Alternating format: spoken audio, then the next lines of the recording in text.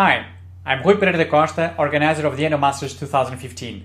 Our next speaker, David Jaramillo, comes from the United States of America.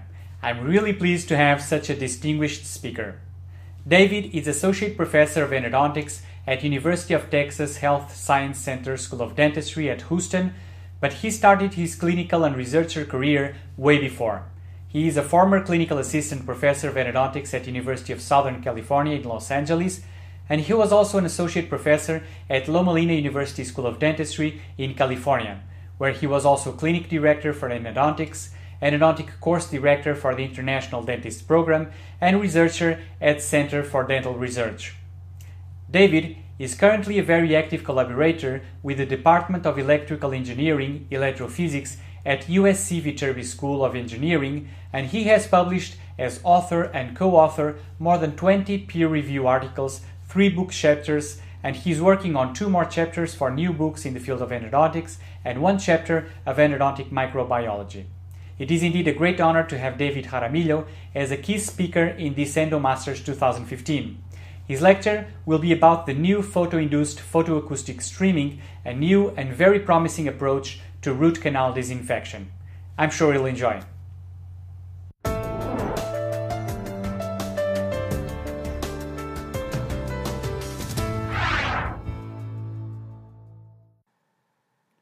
Hello, welcome to the first International Endomasters 2015. My name is David E. Jaramillo, Associate Professor of Endodontics at the University of Texas Health Science Center at Houston. Today's topic is PIPS, its role in root canal and dentin disinfection.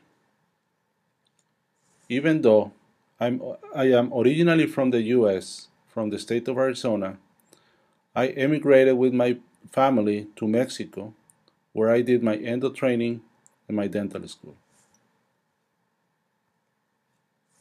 In 1990, I started to teach endodontics at undergrad level, and then in 2004, I decided to become a full-time faculty at the University of Southern California in Los Angeles, working with Dr. Jim Simon and Dr. Ilan Rostin. In 2006, I received an invitation to join the endo department at Loma Linda University School of Dentistry, Department of Endodontics, under the direct supervision of Dr. Leif Backlund and working along with Dr. Mahmoud Toravinejad with the graduate students.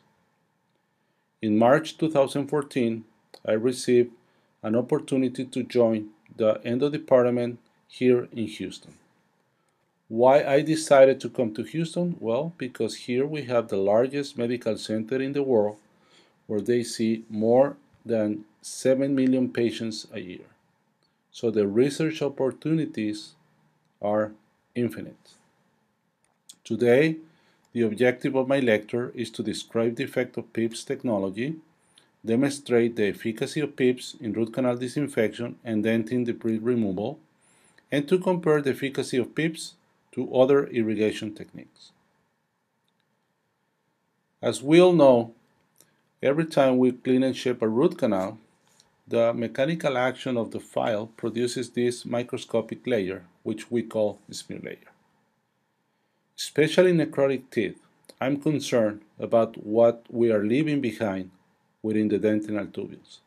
So for me, it's very important to remove the smear layer in order to open the dentinal tubules and allow our irrigants to disinfect dentin. We can clearly see here the root canal wall, how the dentinal tubules are wide open, and here we have a lateral view of the dentinal tubule itself. Biofilm, it's a colony that is being formed inside the root canal after bacteria has reached the environment that it needs to keep growing and developing. It can be a monospecies biofilm or it can be a multi-species biofilm. This is a cartoon donated by Dr. Bill Costerton, who is considered the father of biofilms and who is my mentor in this field of endodontics. Here, the cartoon shows how bacteria can be very comfortable living within the glyme, nothing cares, and the bacteria, it won't care about antibiotics or antibodies trying to reach it. Here we can see a couple of scanning done under the confocal microscopy. On the left lower hand side, we can see the scanning into the dentinal tubule, and we clearly see the formation of biofilm inside the dentinal tubule. And on the lower right hand side, we can see a lateral view of this scanning. Here we can see 3D animation from Chambliss from his PhD thesis. He was one of Dr. Costerton's students in Montana. So he started growing biofilm, and then he applied antibiotics that we can see here, how everything is turning red. But then, hours later, we can see how bacteria keeps growing. So antibiotics will act or will work only for a few hours, but any biofilm colony is going to keep growing. And as we can see here, as the time passes by, the biofilm colony keeps growing and growing and growing. On the lower right hand side, we can see a picture of one of Dr. Costerton's paper where he showed how macrophages after 40 minutes stop working inside a biofilm colony. We can see the larger red dots or red cells, those are the macrophages, and the small ones, the green and red small cells, that's the bacteria. So we can see, and he can clearly demonstrate how the macrophages will stop working after a little bit. On the left hand side, we can see pictures from a paper from Ordinola et al. That we published in 2013, where we show pretty much the same. Even though we treated biofilm with saline, calcium hydroxide, chlorhexidine, or the triple antibiotic base, it didn't stop the biofilm from growing back. In this particular paper, we found that triple antibiotic base was the most effective one. I have published several, there has been several papers published about the biofilm. There are so many papers in the literature talking about the smear layer. What is a smear layer? Is it good or is it bad? Should we remove it? Should we leave it like that? Okay. These are a couple of pictures from previous experiments working with E. faecalis. At the SEM image, we can see only a few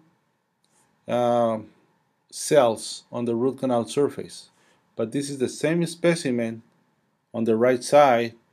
We look in the same specimen on the lateral aspect through confocal microscopy, and we can see how E. faecalis colonize inside the dentin. It doesn't colonize much the surface, but it has a high tendency to colonize the dentinal tubules. Probably that's the reason why it's one of the most prevalent bacteria that are recovered, especially in retreatment cases, because E. faecalis is going to tend to stay inside the dentinal tubule, not on the root canal wall. I have published several papers with my colleagues where we have worked with E. faecalis biofilm, or also we have worked with ex vivo saliva biofilm, as we can see here. I like to use this model because it's a very robust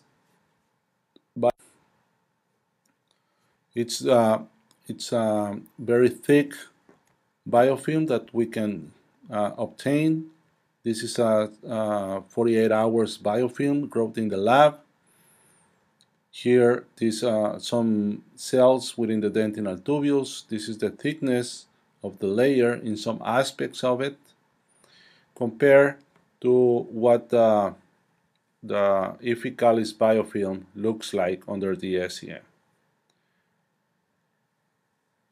Lately, I've been working with a multi-species biofilm which contains Iphicalis, Actinomyces viscosus, and Streptococcus mutans. This is the lateral aspect. On the upper right hand side we can see like a dark area, which is the lateral aspect of dentine, and the rest of the picture we can see a lateral view of this biofilm, and we can recognize the cells by its fluorescence. The green ones are the living bacteria, the red ones is the dead bacteria. And this is a scanning from the same specimens going through this biofilm. This is another video of these positive control groups. What is PIPS? PIPS, it's a very unique technique which I have been working with since 2009, and I have found that it's very, very effective. Lasers, there are different types of lasers used in dentistry, and there's some confusion about it. And some people confuse the fact of using diodide laser or using an Ebrium chromium lasers or using an ND jack laser in order to produce disinfection of the root canal.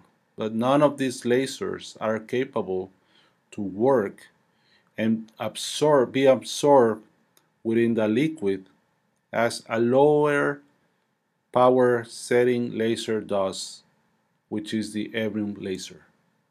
Ebrium laser has the ability and the capability to work with very minimum power settings, being absorbed into a liquid and produce this streaming.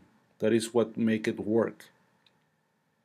Other lasers produce a high energy that will hit the tooth and probably damage the neighbor tissues. So please try not to be confused. Now we have found that there are some people talking about PIPS tips that can be used with water lace, for example, and this is not true because they don't work the same. So the photon-induced photoacoustic streaming is being produced only with an Ebrium jack laser, and we deliver it at 50 microseconds pulse duration through a special design taper tip of 400 microns in diameter and 9 millimeter long. We changed the length of the tip because it used to be 16, but some dentists, they were trying to take the tip within the root canal, and this is not appropriate because the tip needs space and needs solution in order to produce the streaming. If we take the tip within the root canal, it's not going to have enough space to produce this streaming. And also, if you try to place the tip inside the root canal, probably you're going to break it. So, it uses 400 watts on each one of the pulses that is being produced by the laser. And each one of these impulses is going to be absorbed by the water molecules, and it's going to create this wave, which is very strong for inside the root canal, and it's going to deliver this acoustic streaming inside the root canal, and is what's going to help to clean out all the debris and even a smear layer from the root canal walls.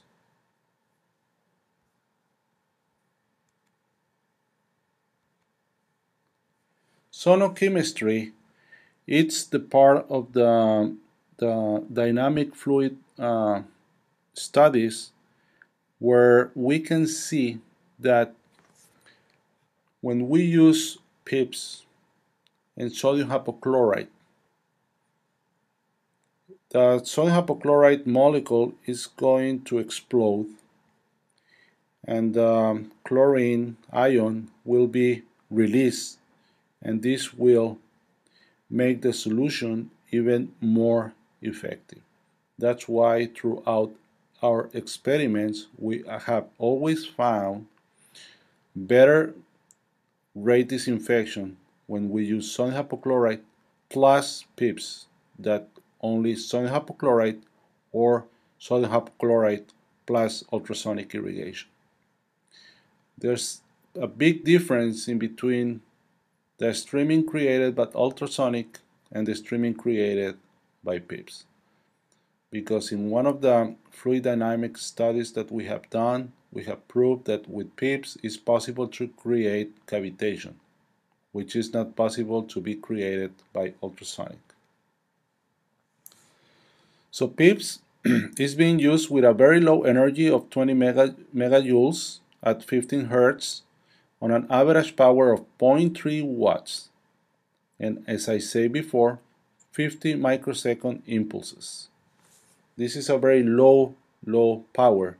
So we don't need to be careful, we don't need to be worried, for burning the dentin or melting the dentin, as it can be done with any other type of heat laser, as the water laser or any ND-JAG laser or any other type of laser, because those lasers work with very high power energy, which is not the case of erbium-JAG lasers. So here we can see what we get testing this erbium chromium or water-based laser. We produce the burning of dentin compared to the use of PIPS. And Dr. DeVito in 2010, he was able to prove that the temperature didn't increase more than 1.5 Celsius after 40-second cycles. So, when we're dealing with a necrotic tooth, a necrotic root canal, what we like to do is to clean and shape the root canal and disinfect. Well, if we remove the smear layer, we can see white dentinal tubules open like here in this picture. But what's going on inside the dentin? Well, this is what's going on inside the dentin. This is a micro picture from confocal microscopy using backlight, where the live cell is staining green and the dead cell is staining red. And as we can see here, the root canal surface is clean. It's out free from any debris. But within the dentinal tubules, we can see a lot of bacteria still remaining there and still alive. This is the same picture, the picture from the same specimen on a lateral view, where you see my name on the upper left hand side. That's the root canal lumen, and the rest is the lateral view of the dentin, and we can see a lot of these cells within the dentinal tubules. So probably we can get a good disinfection of the root canal wall. But what's going on inside the dentinal tubules is that that dentin is still infected.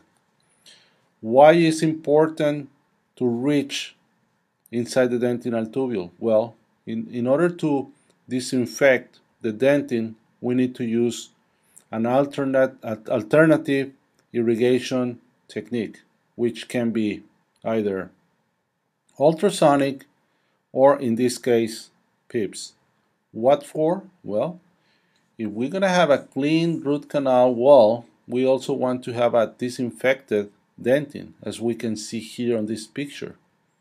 We can still see the presence of bacteria, but mainly dead bacteria. Why is that?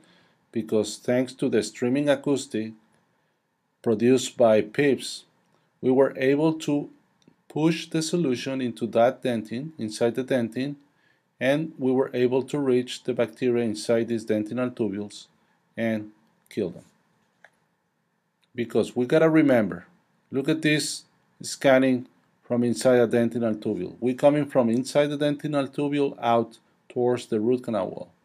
We can see the presence of biofilm inside the dentinal tubule. Not only the presence of few cells inside, it's biofilm also growing inside the dentinal tubule. So that's why we need to use sodium hypochlorite plus PIPS or ultrasonic irrigation. A lot of people tell me and ask me the same, why it is so important. If I clean and shape the root canal, I'm removing most of the infection from inside the root canal, and then I'm going to seal the root canal, and I'm going to entomb the bacteria inside the dentinal tubules. That is correct. But if we look at these pictures, we can see that we cannot rely 100% of a good seal of the root canal. There's always going to be gaps left behind. Obviously, we would like to see something like this, a good attach in between, or a good bonding in between the, no, I'm sorry, bonding is not the right term, but a good seal in between the sealer per se and the root canal wall. As we can see here, those sealer tags, beautiful sealer tags, but this is not 100% doable. Sometimes we're not going to be able to do this. And if we remember a little bit about this wonderful work from Dr. Ordinola, where he showed through micro CT what's the real world talking about root canal anatomy. We can see all these lateral canals, accessory foramen, etc. So just remember, through all those little holes, there are venules, capillaries going through, which brings the nutrients that bacteria needs in order to keep growing. So bacteria located inside dentin is going to look for nutrients. That's why bacteria located inside dentin can start producing disease again. And these are also beautiful pictures from the nice work of from Dr. Rosler from Argentina, where he shows as well what is the real world talking about root canal anatomy. Dr.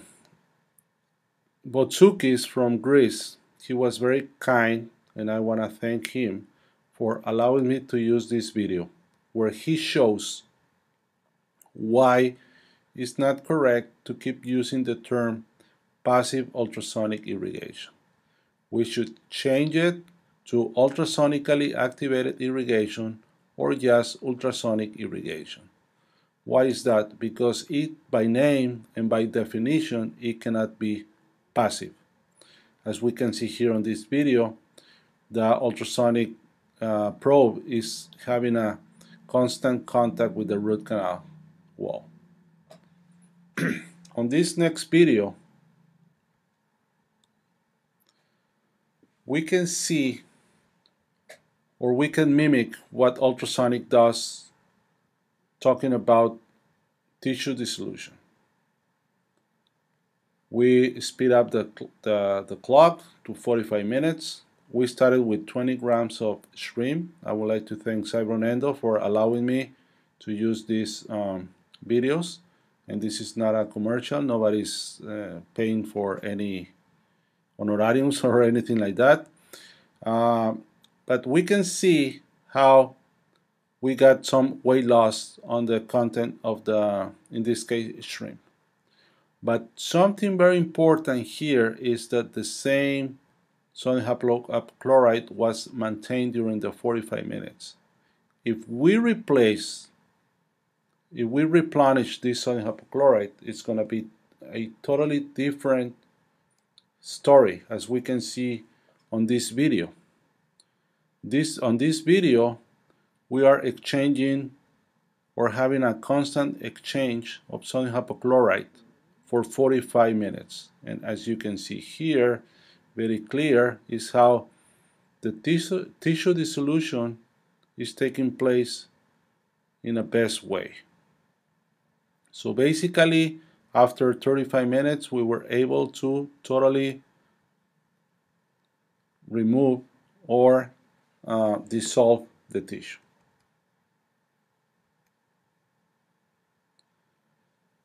We gotta remember that PIPS produce an streaming, and endovac only is a laminar fluid motion of the solution. If it's only laminar, it's going to be hard to get results like this. So just remember, it's not only what's on the root canal surface, it's also what is inside the dentinal tubules. This is one of the videos I have shot of ultrasonic, and as we can see here, the real action is going around the ultrasonic probe. So when we use ultrasonic, the main streaming is being produced around the probe, and it's not being produced more than 2 millimeters beyond the tip of the ultrasonic tip, as we are going to see ahead in this video. So that's why it's safe to use ultrasonic. We are not going to extrude anything beyond the apical foramen. And this is a video of PIPS. We can see this a clear natural tooth. The laser is being activated at the pulp chamber, and we can see along the distal canal the streaming produced by PIPS. PIPS needs a constant replenish of the solution.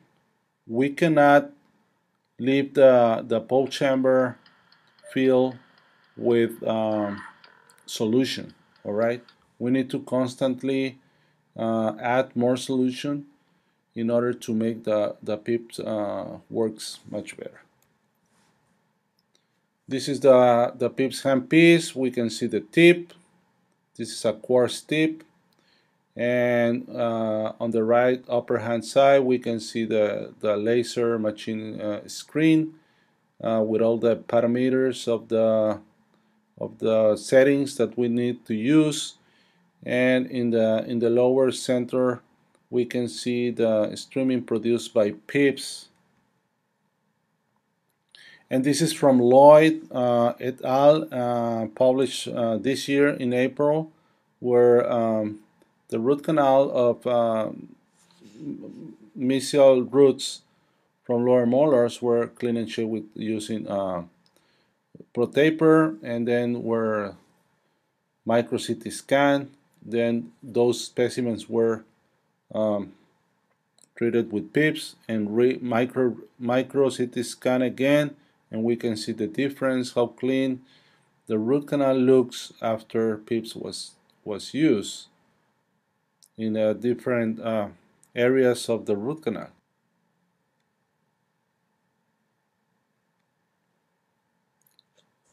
So here on A we can see the micro CT before after the root canal instrumentation. In B we can see what's the result after PIPS irrigation, and C is the overlapping of where the PIPS was able to go in and reach those areas that are very difficult to reach.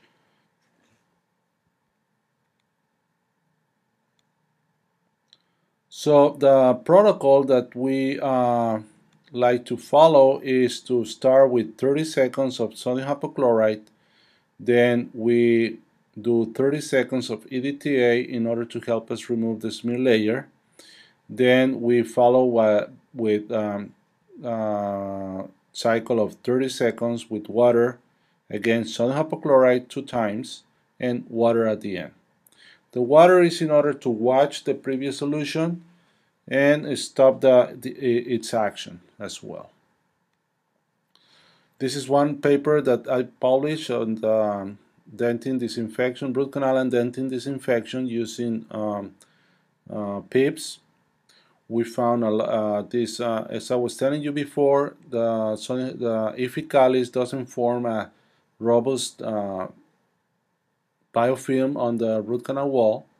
This is mostly inside the dentinal tubules. And we can see here a lateral view of what I'm saying. And the results were, this was the first experiment I worked with PIPS. And when I used PIPS plus PBS, I was able to get almost 50% of disinfection. So this, what it's telling us is that the streaming itself, it's more than enough to produce a cleaning and the removal of debris and bacteria from inside the root canal. When I used PIPS and I added sodium hypochlorite 6%, I was able to get 100% disinfection rate.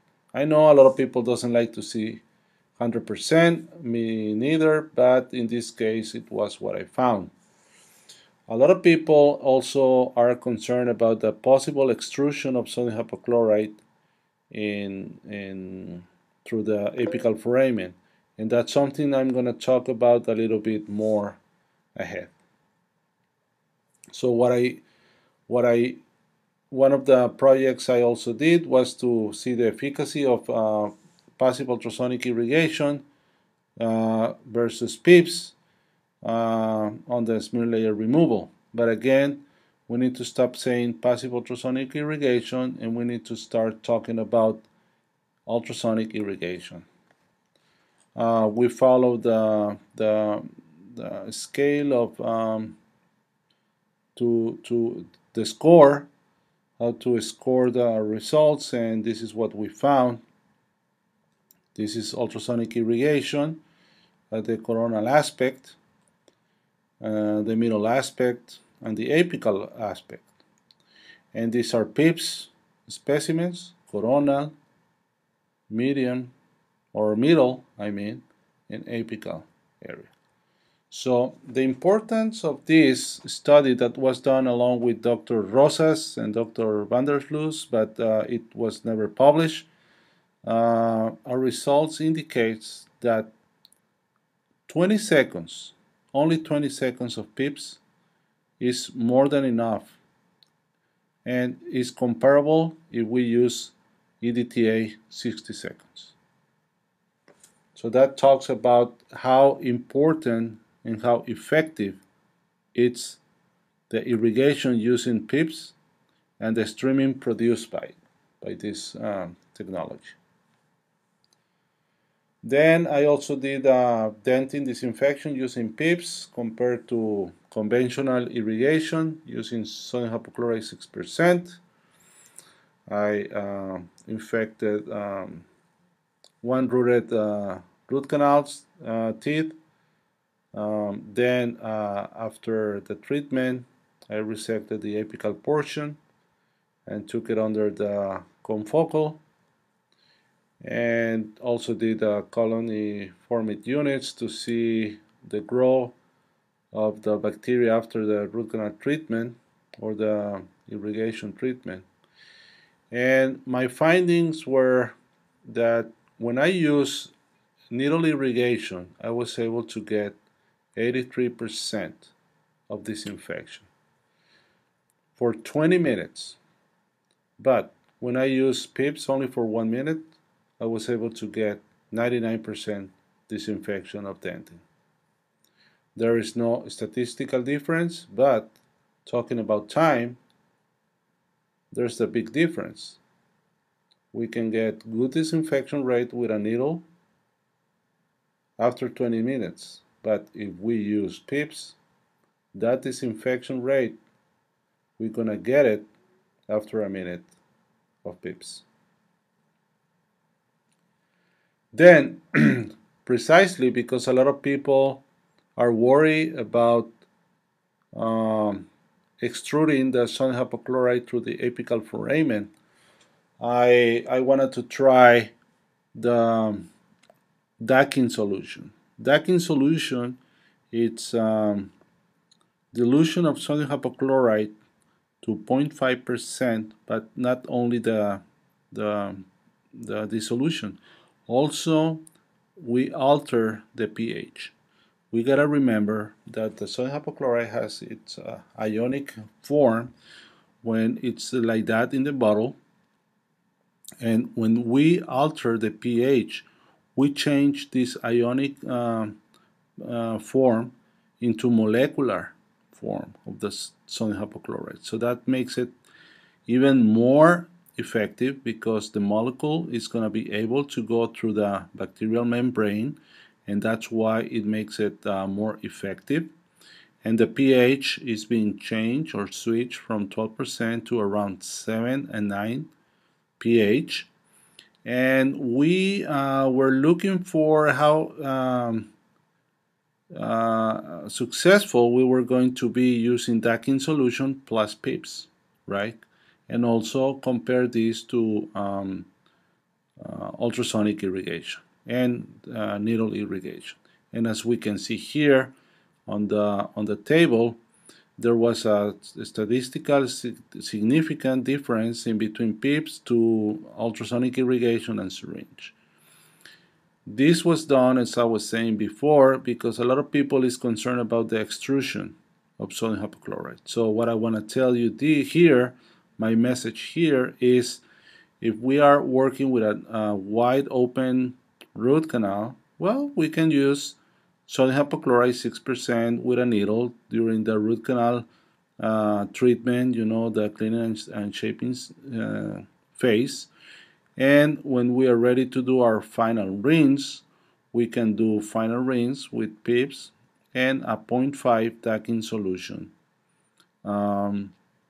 According to Tay, the periapical tissue pressure is higher than the pressure inside the root canal, so that also will prevent, by physics, the extrusion of the solution by itself.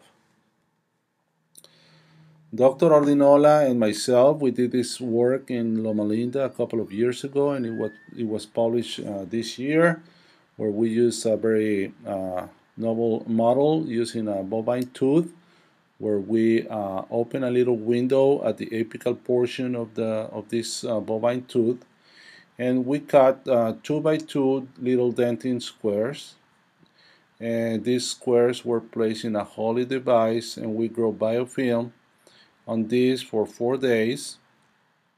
Then we stick this little square to the little hole, and we fix it with wax and then with some silicone around it, and we apply the treatment. The treatment was done with needle, with ultrasonic irrigation, with endoactivator, and with PIPS, that we can see here. The PIPS was done at the coronal portion of it, and then we took the dentin squares under the SEM, and we score according to the presence of the amount of biofilm attached to this dentin. And as we can see here, different aspects of what we found, and we did our scores,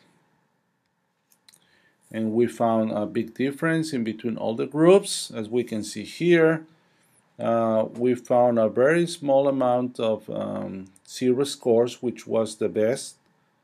Score 1, I'm sorry.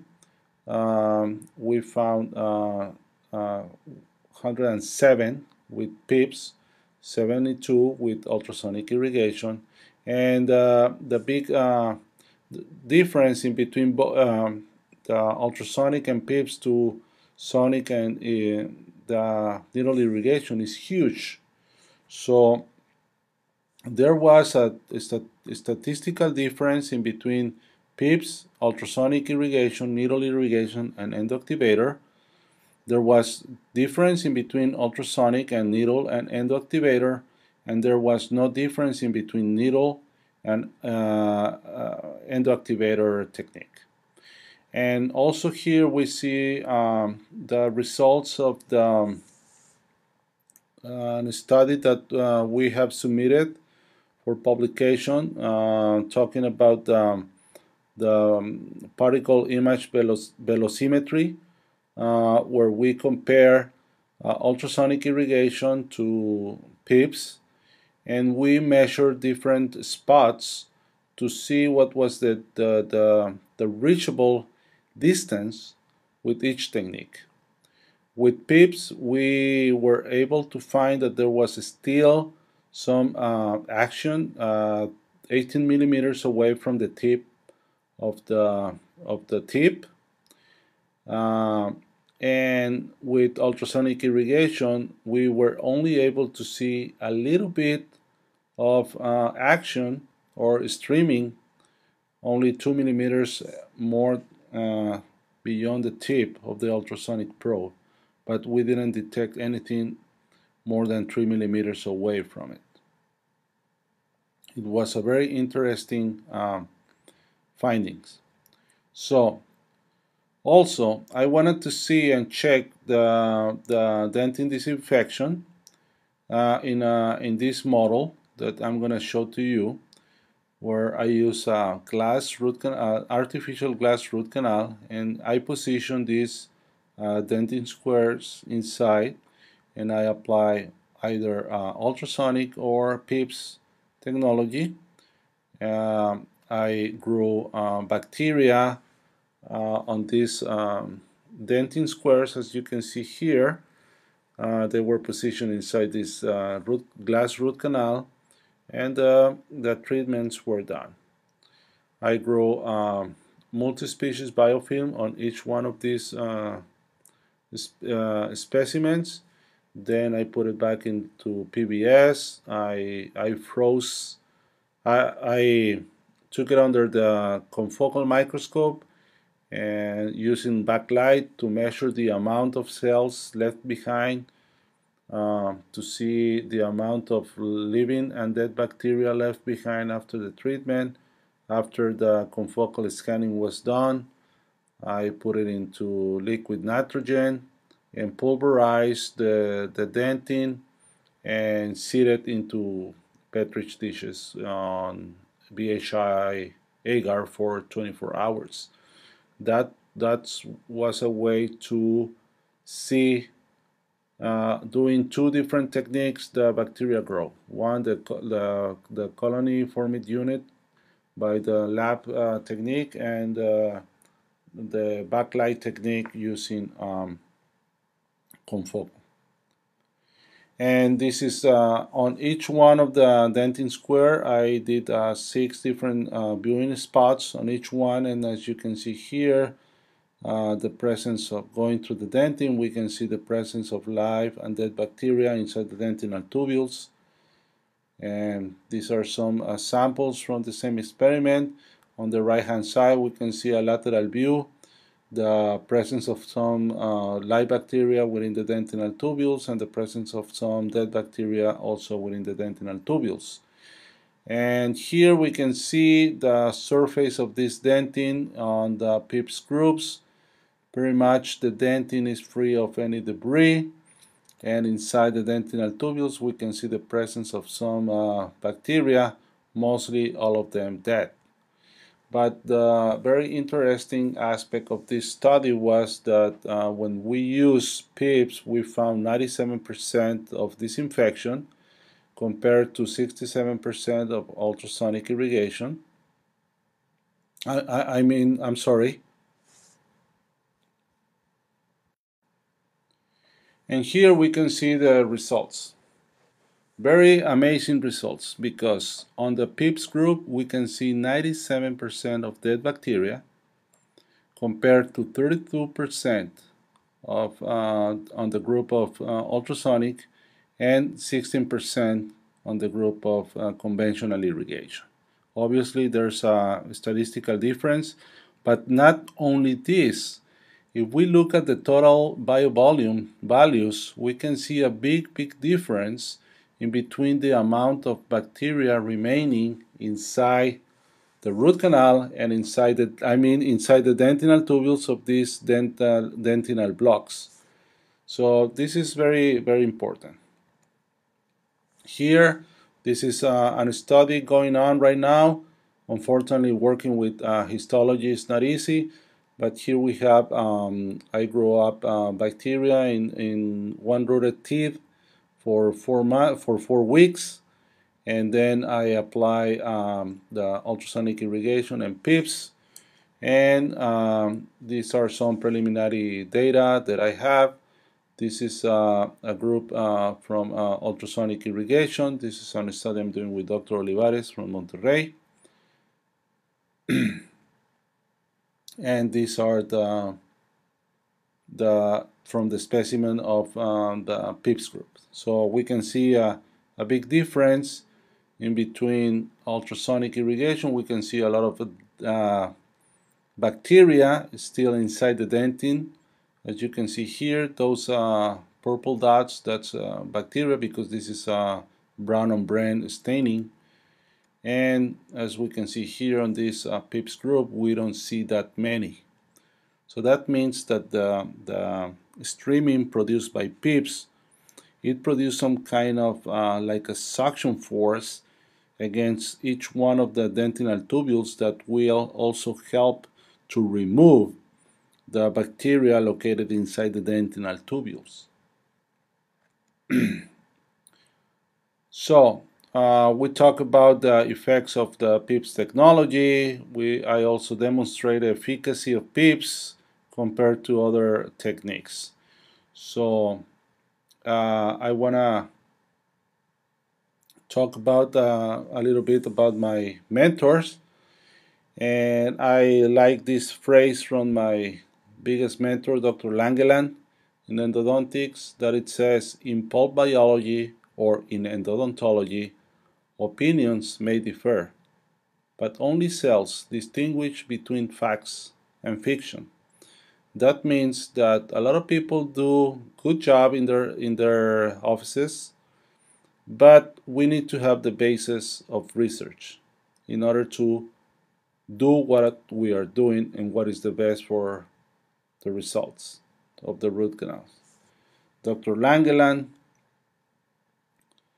Dr. Costerton, my mentor in biofilm. Okay, I would like to thank you. If you have any questions, please let me know. And once again, thank you for your attention. I'm gonna add my my email, but probably now it's time to go and drink something, right? Salud.